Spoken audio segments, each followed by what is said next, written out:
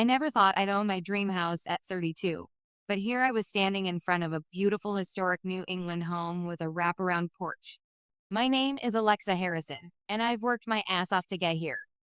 After working for 7 years as a senior financial analyst, I finally had enough saved for a substantial down payment. This is it, Noah, I said to my husband, squeezing his hand as we stood in the driveway. What do you think? Noah smiled, his brown eyes crinkling at the corners. It's perfect, babe. You did good. That's one of the things I loved about Noah. He was always supportive of my career and never seemed threatened by my success. When I told him I wanted to buy the house with my own money and put it in my name, he didn't even flinch. You earned it, he simply said. Besides, I'm saving up for our future kids' college funds. We're a team, right? I remember hugging him tight that day, thinking how lucky I was to have such an understanding partner. Most men I knew would have thrown a fit about their wife buying a house, but not Noah.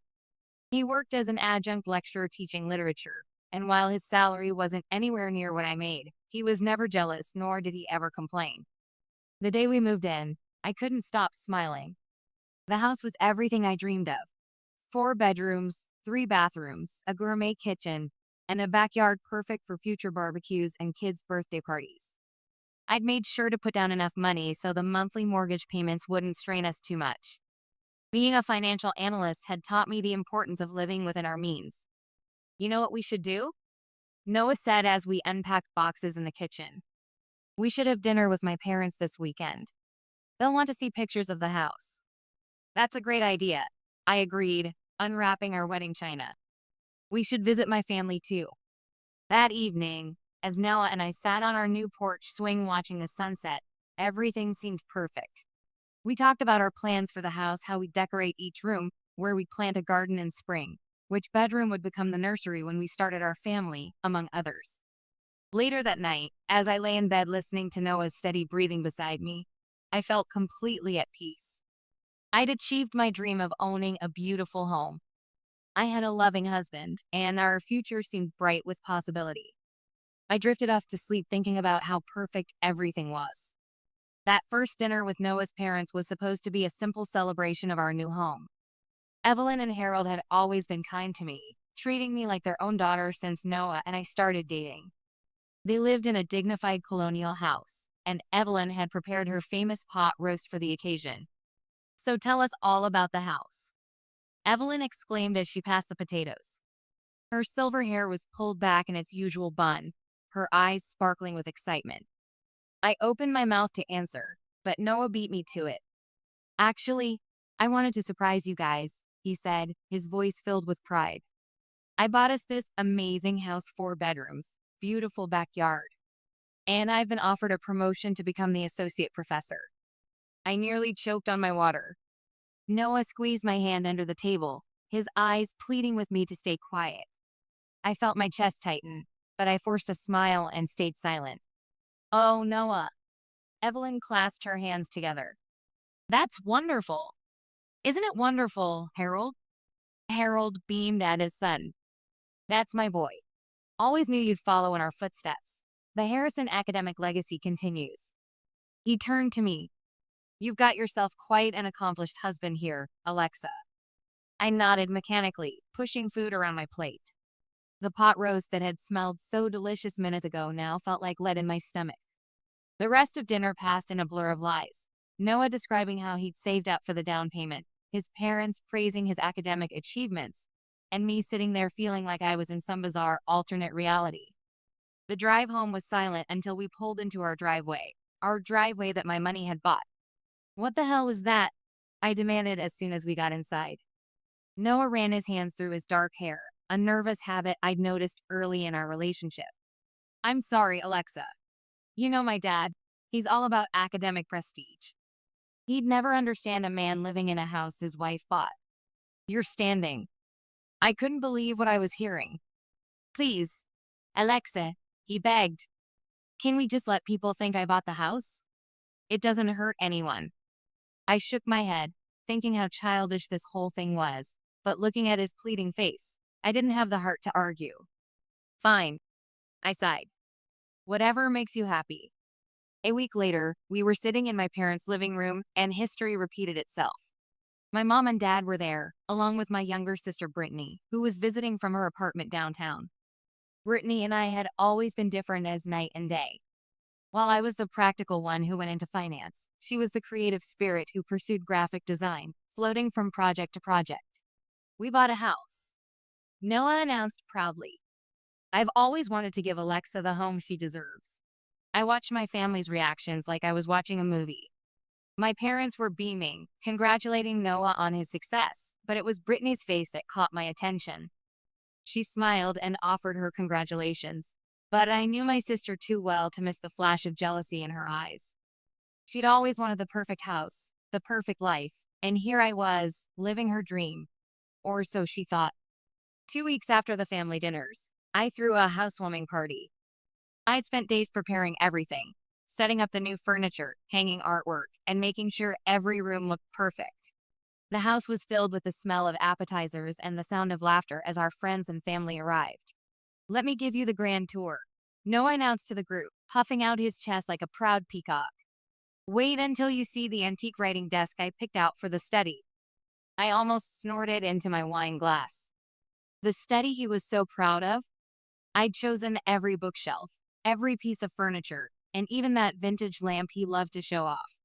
But there he was, leading our guests from room to room, talking about his academic vision for the house and how his publishing advance had helped afford it all. The party was a success, and life settled into a comfortable routine. Noah and I both worked during the day, came home to our beautiful house in the evening, and spent weekends making it more and more like home. Everything was perfect until exactly 6 months after the housewarming party. I was enjoying a quiet Sunday afternoon when the doorbell rang. I opened it to find Brittany standing there, her mascara running down her cheeks and her shoulders shaking with sobs. Brittany, what's wrong? I pulled her inside, genuinely concerned. My sister wasn't the type to cry easily. I lost my biggest client, she choked out, collapsing onto our couch. They're suing me for copyright infringement on my designs and my rent. She dissolved into fresh tears.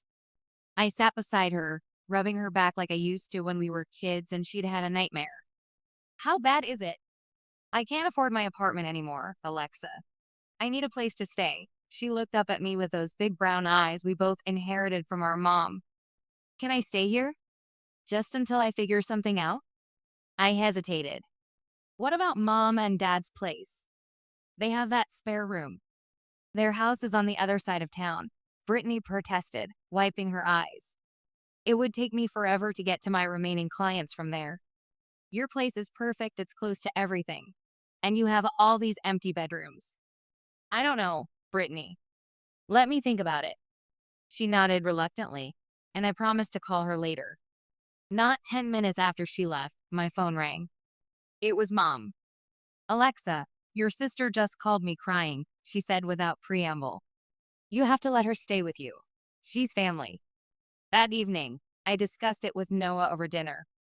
Brittany needs a place to stay, I explained, pushing my pasta around my plate. She's in a tough spot with her design business. She should stay with us, Noah said immediately. We have the room, and she's family. It'll be fun having her around. I looked at him in surprise. Noah had always gotten along well with Brittany, but I hadn't expected him to be so enthusiastic about having her as our house guest. A few days later, Brittany moved in. I helped her set up in one of the spare bedrooms, the one with the best morning light that I had been planning to turn into a home office. The first few weeks weren't bad at all. In fact, they were surprisingly pleasant. I'd come home from a long day at the investment firm to find dinner on the table, not just takeout or simple pasta, but real home-cooked meals. The house was spotless, laundry was always done, and Brittany seemed genuinely happy to help. But then things started to change. It was subtle at first, so subtle that I wondered if I was imagining it. Here's your coffee, Noah, Brittany would say at breakfast, setting down his mug with a flourish. Black with just a hint of sugar. Exactly how you like it. Alexa always makes it too sweet, doesn't she? Or she'd be folding laundry and comment. I noticed your shirts were always wrinkled before, Noah. A little extra care makes such a difference, don't you think? I tried to ignore it, but the constant comparisons were getting under my skin. One evening, after a particularly pointed comment about how she'd finally gotten the kitchen properly organized, I pulled her aside. "Brittany, can we talk?" I asked, trying to keep my voice level. "These comments are—" She looked at me with wide, innocent eyes. "What comments?" "About being a better hostess. About how much better the house is since you moved in." Brittany laughed, waving her hand dismissively. "Oh my God, Alexa, you're being so sensitive. I'm just joking around. Don't tell me you're jealous of your little sister doing some housework." But it wasn't just the comments. 2 weeks later, I came home from work to find Brittany in the kitchen wearing what could barely be called clothing. A sheer tank top and tiny shorts that left little to the imagination. Noah was sitting at the counter, ostensibly working on his manuscript, but his eyes kept drifting up. "Brittany!" I hissed, pulling her into the hallway. "What are you wearing?" "It's hot in here," she protested, but her smirk said otherwise. "Go change. Now." She rolled her eyes but complied, switching into her regular loungewear. Later that night, as Noah and I were getting ready for bed, he brought it up. "Don't you think you were a bit harsh with Brittany earlier?" he asked, climbing into bed. "She's just comfortable around family." I stared at him. "She was practically naked." "You're exaggerating. Besides, it's her home too now." His words hit me like a slap. "Her home? When did that happen?" The next morning, I confronted Brittany over breakfast. "Have you started looking for apartments yet?" I asked directly. Her face crumpled immediately. "Alexa, I'm trying, but I can barely save anything with this lawsuit hanging over me. Everything's so expensive." "She doesn't have to move," Noah interrupted, not looking up from his phone. "We've got plenty of room, and it's nice having her here. The three of us work well together." I looked between my husband and my sister, him casually defending her presence in my house, her with that subtle smile playing at the corners of her mouth, and felt a chill run down my spine. The Stevenson presentation was huge, potentially the biggest financial analysis of my career. When Malcolm told me I needed to fly to New York to meet with them personally, I knew it was important to nail this. "I'll be gone for 3 days," I told Noah and Brittany over dinner the night before my flight. "The presentation might take a while." The meetings in New York went better than I could have imagined. The executives were impressed with my analysis and agreed to all our recommended investment strategies without the usual pushback I'd expected. By the end of the second day, we were signing papers. "You've got quite a future ahead of you, Mrs. Harrison," the CEO said as we shook hands. "Your firm is lucky to have you." I called the airline and managed to get an earlier flight home. Wouldn't Noah be proud? This deal would mean a significant bonus, maybe enough to pay off a big chunk of the mortgage early. The taxi dropped me off at our house around 8 p.m. The lights were on upstairs, and I could see Noah's car in the driveway. I smiled, thinking about surprising them with the good news. I unlocked the front door quietly, my heels clicking softly on the hardwood floors. There were wine glasses on the coffee table, 2 of them, and something that looked like Brittany's silk scarf draped over the banister. My stomach lurched as I climbed the stairs. I could hear music playing faintly from our bedroom, and soft voices. I pushed open the door. Time seemed to stop. The scene before me burned itself into my brain. Noah and Brittany, in our bed, tangled in the sheets I'd picked out when we first moved in. They didn't notice me at first, too wrapped up in each other. Then Brittany saw me and smiled. Actually smiled. "Alexa." Noah scrambled to cover himself. This isn't. I can explain." Brittany stretched lazily and got up, not bothering to cover herself. "Oh, don't bother explaining, Noah." She started collecting her clothes from the floor. She was bound to find out eventually. I stood frozen in the doorway, my hands shaking. "How long?" My voice sounded strange, distant. "A few weeks now," Brittany said casually, pulling on her clothes. "We're in love, aren't we, Noah?" He appreciates someone who understands his intellectual passion. Noah looked like he might be sick. "Oh, and there's one more thing," Brittany added, her hand drifting to her stomach. "I'm pregnant. Found out a few days ago. We wanted intellectual children." Noah's head snapped up, his face going pale. Clearly, this was news to him too. "Get out," I whispered, then louder. "Both of you, get out of my house." Brittany laughed. Actually laughed. "Your house? Oh, honey, I think you're confused." She turned to me with a vicious smile. "This is Noah's house. He bought it, remember? You have 1 hour to pack your things and leave." I stood there, staring at my sister as the reality of the situation hit me. She had believed the lie all this time. She thought she was stealing a cultured academic in his house. She had no idea that everything, every single thing around us, was mine. As the realization dawned upon me, I started laughing. I just couldn't help it. The sound bubbled up from somewhere deep inside me, slightly hysterical but unstoppable. Brittany's face twisted in confusion. "What's so funny? You're being kicked out of your home and you're laughing." I wiped tears from my eyes, still chuckling. "Oh, Brittany. Sweet, delusional Brittany. This house, the one you think you're going to live in with my cheating husband? It's mine. Every brick, every tile, every piece of furniture. I bought it all." "You're lying," Brittany spat, but I could see uncertainty creeping into her eyes. "The Audi Noah drives? Also mine. I bought it last year because he said his old car wasn't professional enough for a lecturer." I turned to Noah. "Tell her the truth, Noah." Noah seemed to shrink under Brittany's fierce gaze.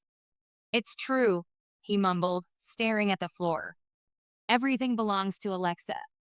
I just told everyone I bought it because I wanted to look successful in academic circles."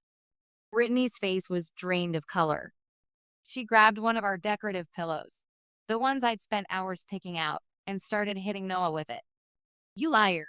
You pathetic, worthless liar. You're not even a real professor." "Both of you, stop," I said, my voice cutting through Brittany's screams and Noah's attempts to defend himself. "I'm done with this circus. You have 1 hour to pack your things and get out of my house." "But," Alexa and Noah started. "Don't worry about the divorce papers," I interrupted. "I'll have them sent to your parents' house." Brittany's demeanor changed instantly. The rage disappeared, replaced by that manipulative sweetness I'd grown so familiar with. "Alexa, you can't kick me out. I'm your sister, your pregnant sister. Where am I supposed to go?" "That's not my problem." I checked my watch. 55 minutes left. "If you're not gone by then, I'm calling the police." I turned and walked downstairs to the kitchen, leaving them scrambling to gather their things. My hands were steady as I made myself a coffee with a fancy machine I'd bought last Christmas. I sat at the kitchen island, sipping slowly, listening to the chaos upstairs. My phone rang 10 minutes later. Mom's name flashed on the screen. "How dare you?" she screeched before I could even say hello. "Kicking your pregnant sister out onto the street. What kind of monster are you?" "She seduced my husband," I said flatly. "They've been having an affair for weeks, and when I caught them, she tried to kick me out of my house." There was a brief silence then. "Well, maybe you should let them have the house. You're successful. You can afford to rent an apartment. Brittany's pregnant now. She needs stability. It would be the kind thing to do. Letting them have the house." I sat there, stunned by my mother's words. "I don't want to have this conversation," I said, my voice ice cold. "In fact, I don't want to talk to you at all right now." I hung up before she could respond, staring at my reflection in the dark window. I barely recognized myself, but maybe that was a good thing. Maybe it was time to become someone new, someone stronger. The hour passed, both quickly and painfully slowly. Doors slammed, drawers banged, and occasional sobs, Brittany's, I assumed, echoed through the house. Finally, they appeared at the bottom of the stairs, each carrying bags. Brittany's mascara was streaked down her face, but her eyes were hard when she looked at me. "You'll regret this," she spat venomously. "You think you're so perfect with your big house and your fancy job. You'll end up alone and miserable." I didn't even bother responding. There was nothing left to say. I watched from the window as they loaded their bags into Brittany's beat-up Prius. As they drove away, I felt a weight lift from my shoulders. I immediately turned off my phone, knowing what was coming. The calls, the texts, the family drama. I couldn't deal with any of it then. When morning came, I turned my phone back on, wincing at the flood of notifications: 37 missed calls, 62 text messages, voicemails from both sets of parents, from Brittany, from Noah. I ignored them all and dialed my lawyer's number instead. Vivian, it's Alexa Harrison. I need to file for divorce. Vivian, bless her, didn't ask for details. Come by the office at 11 o'clock. We'll get started. I called into work, explaining I needed time off for personal issues. My boss was understanding. The Stevenson presentation had put me in his good graces. I spent 2 hours with Vivian going over the details of the divorce filing, then headed home. I was fumbling with my keys at the front door when I heard voices behind me. I turned to find both sets of parents standing in my driveway. My parents looked furious, while Evelyn was crying, and Harold's face was red with anger. How dare you throw them out? Mom demanded as they followed me inside. Your own sister. Your husband. You can't just kick a man out of his own house, Harold added. The house he bought with his academic achievements. I'd had enough. I walked to my home office, pulled out the folder of house documents I kept there, and returned to the living room. Actually, I said, spreading the papers on the coffee table, let me show you something interesting. They gathered around as I pointed to the documents. Look at the buyer's name. Look at where the down payment came from. Look at who's on the mortgage. This house, every penny came from me. The car Noah drives? Also mine. He didn't pay for any of it. But he said, he was offered tenure. Evelyn stammered. He lied, I said simply. He told everyone he bought the house because he was too insecure to admit his wife was the breadwinner. He's been living off my success while pretending it was his own. That lying little academic fraud. Harold exploded, his face turning even redder. I raised him to uphold intellectual integrity. After Noah's parents left, my parents lingered. The documents were still spread across my coffee table, irrefutable proof of my ownership, but somehow, that didn't matter to them. Alexa, you need to be reasonable about this, Dad said, using his principal's voice that I remembered from childhood arguments. They're starting a family. A family? I laughed bitterly. You mean my cheating husband and my backstabbing sister's baby? Don't be cruel, Mom snapped. That's your niece or nephew you're talking about. Think about the child's future. I stood up, my patience finally exhausted. Let me get this straight. My sister slept with my husband, tried to steal my house, and I'm supposed to just hand over everything I've worked for. You've always been selfish, Mom said, her voice trembling. Always thinking about yourself. When you were little, you never shared your educational opportunities with Brittany. This isn't about opportunities, Mom. This is my life, my home, my marriage they destroyed. If you don't help your sister, Dad interjected. If you don't share what you have, we'll have no choice but to cut ties with you. I walked to the front door and opened it. Get out. They left, Mom's final words ringing in my ears. You'll regret dismissing your own family. I slammed the door so hard the windows rattled. The divorce proceedings moved with surprising efficiency. Despite Brittany's relentless prodding, no one ever attempted to claim any of the property. He knew better. He'd seen all the documentation, knew every asset was in my name. Fighting would just mean wasting money he didn't have on lawyer fees he couldn't afford. I threw myself into my work, taking on more clients and closing bigger deals. The New York presentation was just the beginning. I redecorated the house, erasing every trace of them. New furniture, new paint, new everything. The study where I'd found them became my home office. I couldn't sleep there anyway, the memory of their betrayal still fresh in my mind. Through my social media accounts, before I blocked them all, I watched their story unfold like a pretentious academic drama. They got married in a small ceremony at my parents' house. Brittany posted endless updates about her pregnancy, playing the role of the intellectual mother-to-be. She never missed a chance to paint herself as the victim, dropping comments about intellectually incompatible family members and a career-obsessed cis who abandoned her pregnant sibling. The latest update, shared by a colleague who still followed her, showed Brittany and Noah squeeze into my childhood bedroom at my parents' house. The caption read, "Creating our intellectual haven while materialistic people live in empty luxury. But we have authentic connection, and that's what matters." I closed the tab without reading the comments. Let them play happy family in their borrowed bedroom. Let my parents coddle them and pretend their precious Brittany did nothing wrong. Let them all live in their bubble of academic delusion. Me? I'm doing just fine. My house is peaceful now, filled with only my things, my choices, and my life. Sometimes silence is better than toxic company, and sometimes the family you're born into isn't the family you need to keep.